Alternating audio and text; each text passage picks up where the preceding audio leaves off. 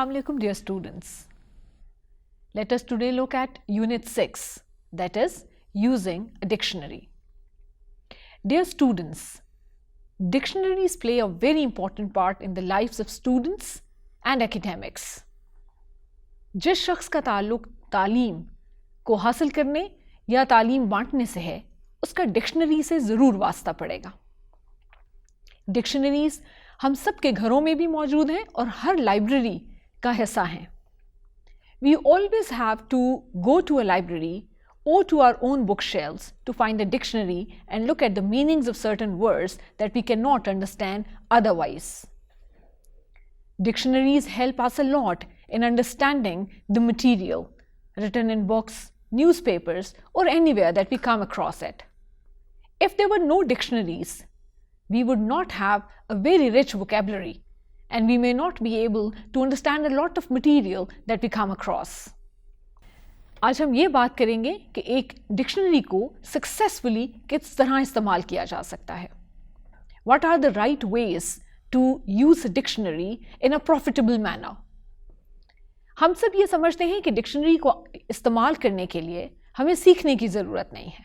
But then there are many things that we will miss out if we don't know how to actually use a dictionary. हमें ये भी मालूम होना चाहिए कि डिक्शनरी काम क्या करती है. क्या डिक्शनरी सिर्फ मानी बताती है?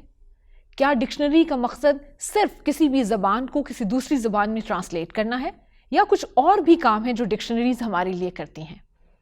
आज के ज़माने में आपके पास डिक्शनरीज की एक पूरी रेंज है, चाहे वो प्रिंटेड डिक्शनरीज हों in the form of box या ऑनलाइन डिक्शनरीज हों ऑन वेबसाइट्स. बहुत से तरीक़ों से आप मुख्तलिफ लफ्ज़ों के मतलब जान सकते हैं. उसके लिए आप ऑनलाइन रिसोर्सेज भी यूज़ कर सकते हैं और प्रिंटेड डिक्शनरीज भी. डिक्शनरी का बेसिक मकसद आपको किसी भी लफ्ज़ के बारे में अंडरस्टैंडिंग प्रोवाइड करना है, और सिर्फ अंडरस्टैंडिंग नहीं, ये बताना भी कि उस लफ्ज़ को आप खुद कैसे अच्छा इस्तेमाल कर सकते हैं. क्या आपने कभी सोचा कि डिक्शनरीज कितने टाइप के होते हैं? क्या डिक्शनरी वही डिक्शनरी है जो हम हर रोज़ इस्तेमाल करते हैं, या उसके अलावा भी डिक्शनरी के कुछ मकासद हैं और कुछ और टाइप्स ऑफ डिक्शनरीज हैं जिनसे आप इस्तेफाज़ा कर सकते हैं? आइए देखते हैं कि डिक्शनरीज के कितने टाइप्स हैं. आपके सामने स्क्रीन पर डिक्शनरी की दो टाइप्स दिखाई गई हैं, मोनोलिंगुअल डिक्शनरी और बायलिंगुअल डिक्शनरी. मोनोलिंगुअल डिक्शनरी, जैसा कि नाम से जाहिर है, mono means one and lingual here refers to language, one language dictionary. A monolingual dictionary is the one that gives you words and their meanings in the same language. Monolingual dictionary वो dictionary होती है जो एक ही ज़बान में आपको लफ्ज़ और उनके मतलब बताती है. You must have seen on many dictionaries, you must have seen it written an English to English dictionary, an Urdu to Urdu dictionary. What does it mean? कि इस डिक्शनरी में मौजूद तमाम अल्फाज एक ही ज़बान में होंगे और उनका मानी, उनके डेफिनेशंस भी उसी ज़ुबान में प्रोवाइड किए जाएंगे. On the other hand, you must have seen bilingual dictionaries or in some cases multilingual dictionaries. Bi means two and multi means many. So a bilingual dictionary is the one that uses two languages to make you understand the meanings of certain words. A bilingual dictionary gives words in two languages. For example, you must have seen dictionaries with titles English to Urdu dictionary or Urdu to English dictionary. What does such dictionary do? This dictionary gives you words in one language and gives you their meaning in another language. ये ऐसा ही है जैसे एक English का लफ्ज़ दिया जाए और उसके मानी उर्दू में दिया जाए. इसी तरह कभी कभी अल्फाज एक ज़बान में होंगे लेकिन उनके मानी एक से ज़्यादा ज़बानों में दिए गए होंगे. You must have seen dictionaries subtitled as English to English and Urdu dictionary. Now this kind of dictionary gives words in English but then translates them both into English and Urdu.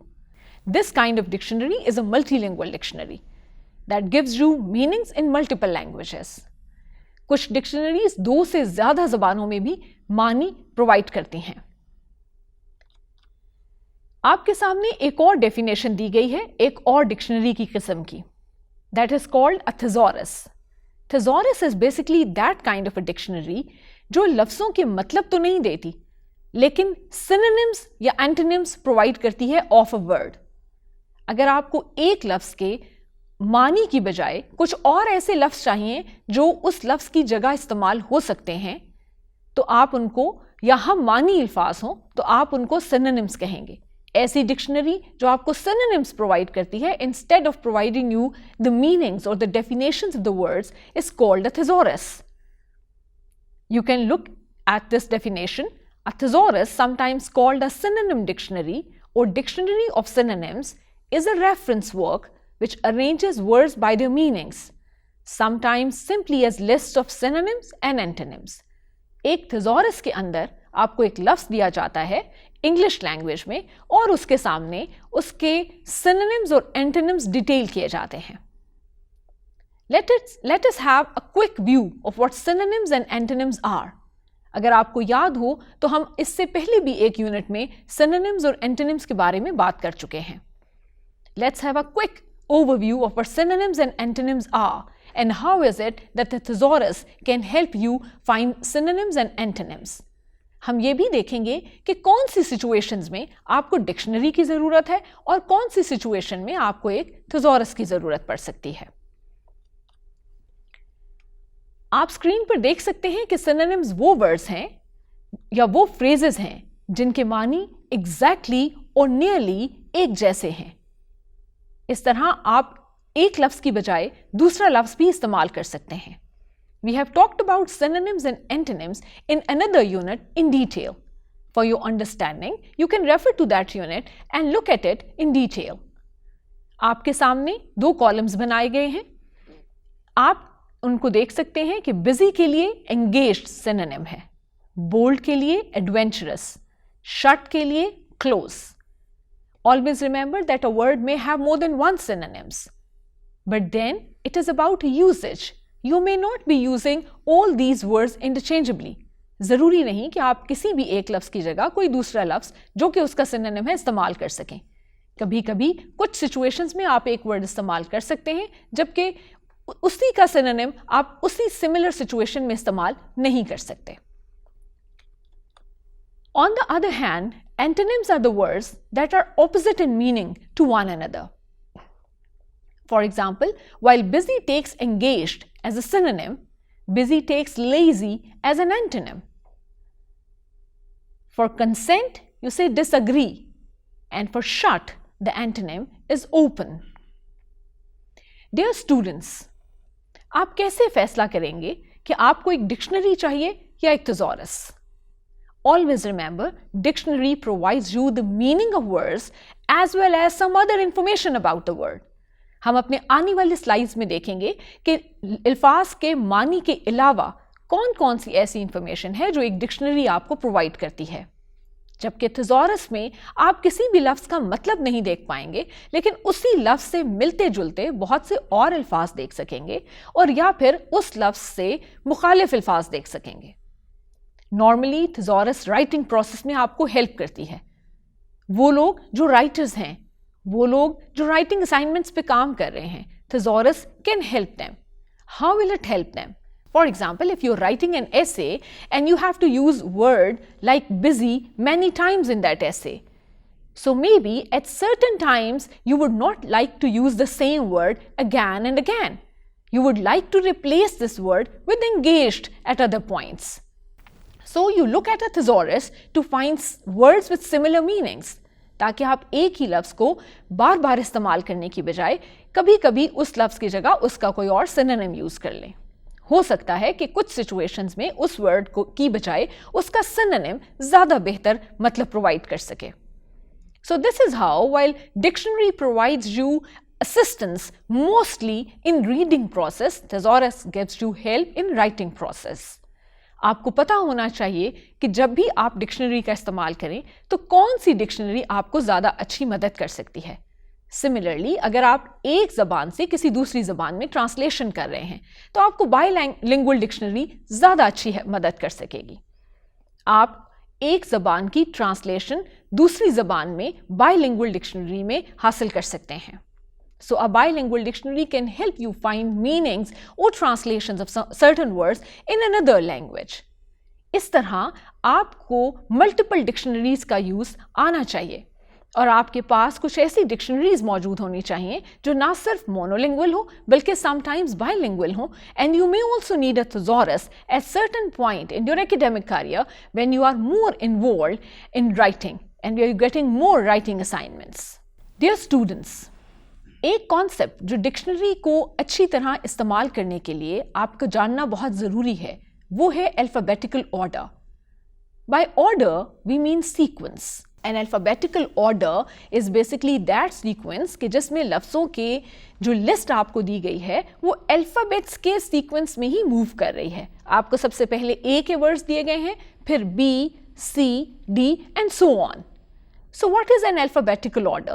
Alphabetical order is when the words that are given to you start with letters in the same order as you read your ABCs.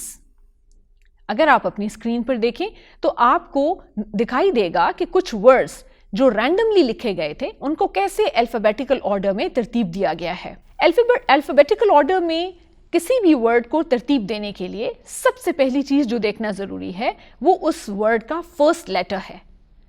अगर आप पहली list में देखिए तो words हैं cow, foe, drink and hamper. जब उनको alphabetical order में रखा गया तो काउ सबसे पहले आया क्योंकि उसका पहला लेटर सी है.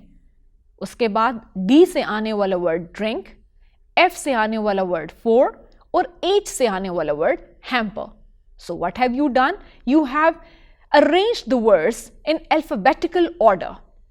याद रखिए कि एक डिक्शनरी में वर्ड्स हमेशा अल्फ़ाबेटिकल ऑर्डर में दिए गए होते हैं ताकि डिक्शनरी को देखने वाले के लिए आसानी हो और वो बहुत आसानी से उस लफ्ज़ तक पहुंच जाए जिसका मतलब वो जानना चाहता है. Since words are given in their alphabetical order, you can very easily find the words if you know the spellings of those words. इसी स्क्रीन पर आप देखेंगे कि कभी कभी अगर एक से ज़्यादा लफ्ज़ एक ही लेटर से स्टार्ट हो रहे हों तो फिर क्या ऐसा किया जाए कि वो अल्फ़ाबेटिकल ऑर्डर में आ जाएं. आपके सामने लफ्ज़ों की लिस्ट है ocean, oatmeal, older, observe, octopus, obviate, onset and oasis. All these words are starting with an O. अब आप इनको किस तरह अल्फ़ाबेटिकल ऑर्डर में रखेंगे? याद रखिए कि जब तमाम वर्ड्स एक ही लेटर से या एक जैसे लेटर से स्टार्ट हो रहे हों तो फिर हम सेकंड लेटर पे अल्फ़ाबेटिकल ऑर्डर को अप्लाई करते हैं.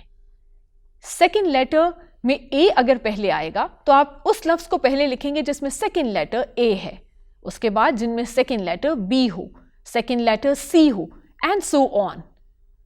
और अगर कभी सेकंड लेटर भी सिमिलर हो, look at the word oasis and oatmeal in this list.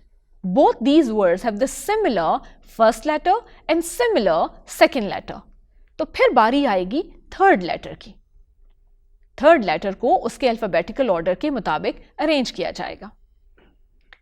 आइए देखते हैं कि जब इस लिस्ट को अल्फ़ाबेटिकल ऑर्डर में रखा गया तो ये लिस्ट किस तरह अरेंज हुई. सबसे पहले oasis, then oatmeal, observe, obviate, ocean, octopus, older and onset. Now we have given oasis earlier or at first number because the second letter is A, and we take oatmeal after oasis because we are looking at the third letter, that is S in oasis and T in oatmeal. Since S comes before T, so you will have oasis earlier or it will precede oatmeal.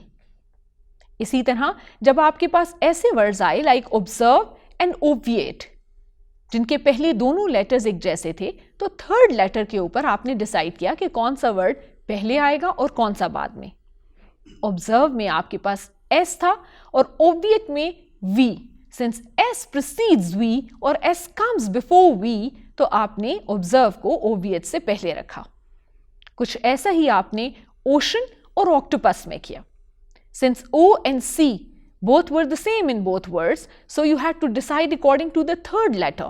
That was E in ocean and T in octopus. Since E comes before T, so you put ocean before octopus. Dear students, आपने देखा कि लफ्ज़ों को किस तरह alphabetical order में arrange किया जाता है। आपको अपनी किताब में बहुत सी ऐसी एक्सरसाइजेज मिलेंगी यूनिट 6 में जो आपको फर्दर प्रैक्टिस प्रोवाइड करेंगी in arranging the words in alphabetical order. Why was it necessary in learning how to use a dictionary? Because in dictionary, words are given in alphabetical order. Now, another thing that you need to know before you move on to a dictionary page is the list of abbreviations that is given in the beginning of almost all dictionaries. याद रखिए कि हर dictionary कुछ abbreviations use करती है। अब्रीविएशंस क्या हैं? अब्रीविएशंस किसी भी लफ्ज़ की वो शॉर्ट फॉर्म है जो हम उस पूरे लफ्ज़ को लिखने की बजाय उस शॉर्ट फॉर्म को लिख के ही वो मतलब हासिल कर लेते हैं। Abbreviations normally use first few letters of a word of a longer word and we use that instead of the whole word. Such words are called abbreviations. कुछ डिक्शनरीज या हर डिक्शनरी कुछ अब्रीविएशंस यूज करती है। पूरे लफ्ज़ लिखने की बजाय वो उन लेटर्स या उन ग्रुप ऑफ लेटर्स को यूज करती है उन वर्ड्स की बजाय। There may not be a standard list of abbreviations for all dictionaries. हर डिक्शनरी इसीलिए शुरू के सफ़हात में जहाँ से कि अभी डिक्शनरी ने अल्फ़ाबेटिकल ऑर्डर्स में वर्ड्स के मीनिंग्स देने शुरू नहीं किए, कुछ इंट्रोडक्टरी पेजेस होंगे हर डिक्शनरी में।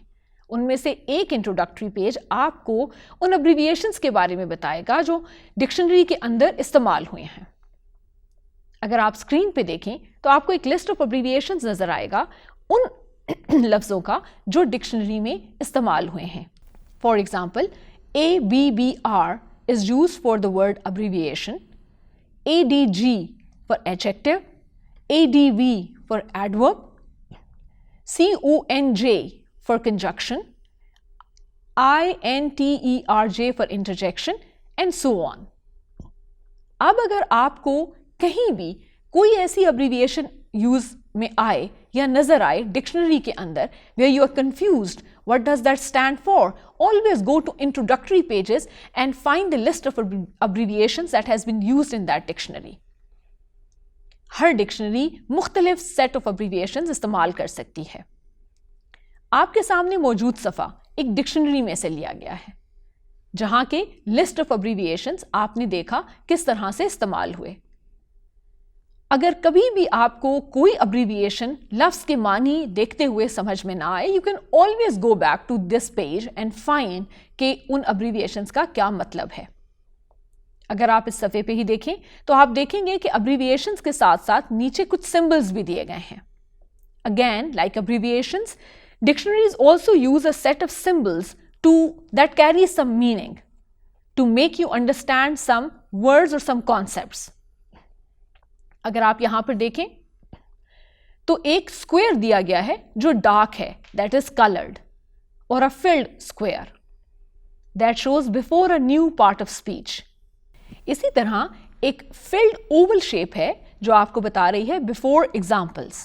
तो जैसे ही डिक्शनरी कोई एग्जाम्पल्स देने लगेगी उससे पहले आपको ये शेप दिखाई देगी। इसी तरह आप बाकी सिंबल्स को भी देख सकते हैं और वो क्या रिप्रेजेंट करते हैं वो भी सामने मौजूद है। Again, the list of symbols and abbreviations that you can see on this page are taken from one dictionary. ज़रूरी नहीं कि ये कोई स्टैंडर्ड सिंबल्स और अब्रीविएशंस हैं जो आपको हर जगह हर डिक्शनरी में मिलेंगे। इसीलिए तमाम डिक्शनरीज अपने सिंबल्स और अब्रीविएशंस को पहले से ही डिफाइन कर देती है अपने इंट्रोडक्टरी पेजेस में, ताकि readers and the users of dictionary can always go back to those pages to find out what certain symbols and abbreviations may mean. Dear students, अब आप डिक्शनरी के उन अल्फाज की तरफ पहुंच चुके हैं। After the introductory pages, after knowing the abbreviations and symbols that the dictionary uses, you have come to an actual dictionary entry. What do you mean by a dictionary entry? A dictionary entry is all those words that the dictionary gives meanings of. उन तमाम लफ्ज़ों के जिनके मानी dictionary provide करती है वो dictionary entries हैं। हम आपके सामने एक डिक्शनरी से एक डिक्शनरी एंट्री लेकर आए हैं। What is the entry word? Soldier. You're all familiar with this word. अगर आप अपने सामने मौजूद स्क्रीन पर देखें तो आपको दिखाई देगा कि एक डिक्शनरी एंट्री आपके लिए निकाली गई है. The word is soldier. Now what are the words or what are the things, what are the concepts that are related with this one dictionary entry? क्या डिक्शनरी एंट्री आपको सिर्फ एक लफ्ज और उसका मतलब बताती है या कुछ और काम भी करती है? आइए देखते हैं. Look at the word SOLDIER, soldier. Since this is the word that dictionary is defining, you call it entry word. Entry word वो वर्ड है जो मेन वर्ड है जिसको आप डिक्शनरी में ढूंढ रहे हैं. नंबर 2 पे उसी के सामने ब्रैकेट्स में आपको उसकी प्रोनाउंसिएशन दी गई है. This is the pronunciation of that word, soldier. Now again pronunciation के लिए हम आने वाली स्लाइड्स में आपको बताएंगे कि डिक्शनरी में दी गई प्रोनाउंसिएशन को आप कैसे इस्तेमाल कर सकते हैं. आगे चलते हैं नंबर 3 पे. Part of speech labels. If you look at it closely, it tells you N for noun and verb for V for verb. आपको बताया गया है कि ये वर्ड नाउन और वर्ब दोनों में इस्तेमाल हो सकता है. थोड़ी देर में आपके पास दोबारा एक और लेटर यूज हुआ N. Now why do they use it again? Because they want you to know कि as noun word soldier कैसे इस्तेमाल होता है. नाउन में इसके मुख्तलिफ मीनिंग्स हैं. अब आपके पास आ गए इसके मीनिंग्स जिनको कि इस पेज पर डेफिनेशन कहा गया है. अगर आप गौर से देखें तो आप देखेंगे कि एक लफ्ज के 5 मीनिंग्स दिए गए हैं. एक लफ्ज की 5 डेफिनेशंस दी गई हैं. हमने एक और यूनिट में पहले ये बात की कि हर लफ्ज का एक मतलब नहीं होता. Maybe there are more than 1 meanings of a word. They can be multiple meanings of a word, so that the word can be used in different contexts. Similarly, the word soldier here carries 5 meanings as a noun. Now, since they had said that this can also be used as a verb, अगर आपको याद हो तो part of speech labels में आपको बताया गया था कि word verb के तौर पर भी इस्तेमाल होता है. तो अब आपको बताया कि verb के तौर पर ये word कैसे इस्तेमाल होता है. वर्ब के तौर पर ये 2 तरह इस्तेमाल होता है. नंबर 1, टू एक्ट और सर्व एज अ सोल्जर, और 2, इसका इनफॉर्मल यूज है. Now what does informal mean here? We have already talked about the formal and informal situations, and we have spoken about this that the words or vocabulary you use in formal and informal situations sometimes differ. तो ये एक special meaning है उस words के जो informally use किए जाते हैं या इनफॉर्मल सिचुएशंस में यूज किए जाते हैं. चलते हैं नंबर 6 पर. नंबर 6 पर they have given you an idiom, soldier on. Now this idiom is an idiom that is derived from the word soldier. English language के बहुत से वर्ड्स या तो प्रोवर्ब्स में इस्तेमाल होते हैं या फ्रेजल वर्ब्स में इस्तेमाल होते हैं या इडियम्स में इस्तेमाल होते हैं. बहुत से लफ्ज़ों का इडियोमैटिक यूज है. बहुत सी अच्छी डिक्शनरीज आपको हर लफ्ज़ के साथ वो तमाम इडियम्स, एक्सप्रेशंस या प्रोवर्ब्स प्रोवाइड करती है जिनमें वो लफ्ज़ इस्तेमाल हो. Now look at this idiom, soldier on. That means carry on in spite of great difficulty. तो इससे आपको पता चला कि कोई इडियम जो इस लफ्ज़ से बन सकता है दैट इज सोल्जर ऑन, जो कि मेन एंट्री वर्ड से आपने निकाला है, तो वो आपको यहां पर दिया गया है. What does it mean? It means कि अगर आपने सोल्जर ऑन का वर्ड देखना है डिक्शनरी से तो आप इस इडियम के मेन वर्ड पर जाएंगे. सोल्जर ऑन का जो मेन वर्ड है वो है सोल्जर. तो आप किस डिक्शनरी एंट्री में जाएंगे? You will go to the main entry defining the word soldier, and under that main entry you will find the idiom soldier on. So dictionaries that are good and that are used widely give you the idioms and proverbs and different uses of the words, like they told you how to use it informally. They told you what idiom can be made with soldier. लेकिन याद रखिए कि idioms के लिए आपको separate entries dictionary में नहीं मिलती, बल्कि आपका जो मेन वर्ड है किसी प्रॉवर्ब में, किसी इडियम में या किसी फ्रेजल वर्ब में आप उसी डिक्शनरी एंट्री पर जाएंगे और उसकी डिटेल में आपको वो इडियम मिलेगा. Now you can notice an interesting thing. Where they give you the meaning of soldier on as an idiom, the dictionary also gives you a sentence. Her debilitating illness made her job more and more difficult, but she soldiered on. So it also gives you the way soldier on can be used in a sentence. Idiom soldier on को एक sentence में कैसे इस्तेमाल किया जाता है वो भी डिक्शनरी ने आपको बताया. एक बहुत अहम चीज जो डिक्शनरी में शामिल है नंबर 7 पे, एटिमोलॉजी. लेट अस सी एटिमोलॉजी क्या होती है. एटिमोलॉजी बेसिकली किसी भी लफ्ज का ओरिजिन होता है, जहां से वो लफ्ज शुरू हुआ, किस जबान से वो लफ्ज शुरू हुआ, किस जबान में इस्तेमाल किया जाता था और किस तरह इस्तेमाल किया जाता था, किस शेप में इस्तेमाल किया जाता था. Always remember that many words of English language or any language may have their origin in some other languages. हो सकता है कि किसी एक ज़बान में इस्तेमाल किया जाने वाला कोई लफ्ज़ किसी दूसरी ज़बान से लिया गया है, और ये भी ऐन मुमकिन है कि जब दूसरी ज़बान में इसको इस्तेमाल किया जाता था तो एग्जैक्टली इसी तरह इस्तेमाल नहीं किया जाता था जैसे उसे इंग्लिश में बोला जाता है, और फिर वो लफ्ज़ अपनी शक्लें बदलता हुआ मुख्तलिफ ज़मानों में, मुख्तलिफ हिस्टोरिकल पीरियड्स में आज उस फॉर्म में है जिसमें वो आपके सामने है. एटिमोलॉजी लफ्ज़ के ओरिजिन को ट्रेस करती है. Good dictionaries give you the etymology of a word also. They also tell you where this word started from.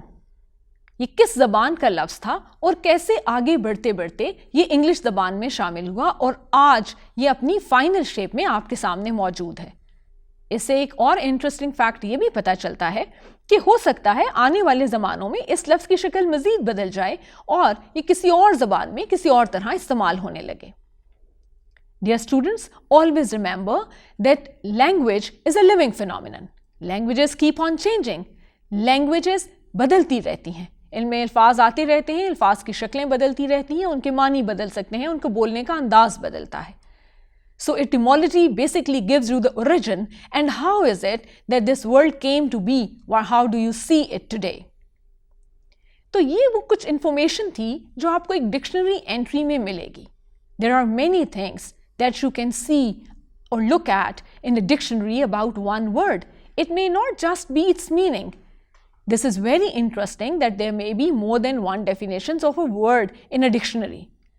जितने ज़्यादा डेफिनेशंस हैं आप देखेंगे कि उनको इस्तेमाल करने के तरीके और कॉन्टेक्स्ट भी फ़र्क हैं. सिमिलरली हो सकता है कि जब आप किसी वर्ड को पढ़ते हुए जब उसका मतलब डिक्शनरी में देखें तो इन पांचों में से कोई एक मतलब आपको वो बात समझाए जिसकी वजह से आपने डिक्शनरी में उस लफ्ज़ को ढूंढा था. So in this way, you can always look at a dictionary and find not only that one particular meaning of a word, but any meaning of the given word. Similarly, you can look at its pronunciation, you can look at its use, you can even look at the idioms that start with it, and you also know whether it is a noun or a verb. अगर कोई भी लफ्ज़ एक से ज़्यादा parts of speech के लिए इस्तेमाल हो, अगर वो नाउन के तौर पर भी इस्तेमाल हो रहा है, वर्ब के तौर पर भी इस्तेमाल हो रहा है और एडजेक्टिव के तौर पर भी या किसी भी और पार्ट्स ऑफ स्पीच के तौर पर इस्तेमाल हो रहा है, तो आपको डिक्शनरी वो तमाम इस्तेमाल बताएगी कि किस तरह आपने किस सूरत हाल में उसको इस्तेमाल करना है. Similarly, as we saw that it even gives you the origin of the words. Dear students, I hope you find this information very interesting. And you may not have noticed that a dictionary can give you so much information about every single word that it has. अपने आने वाले programme में हम dictionary के use से related ही कुछ और मालूमात आपको फराहम करेंगे. Thank you very much.